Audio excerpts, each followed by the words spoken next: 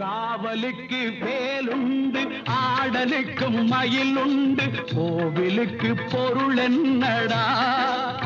குமரா நீ இருக்கும் இடம் தானடா காவலுக்கு வேலுண்டு ஆடலுக்கும் மயிலுண்டு கோவிலுக்கு பொருள் என்னடா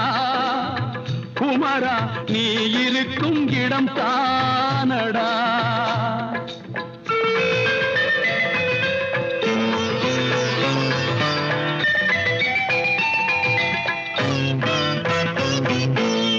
நதிகளிலும் மலர்களிலும்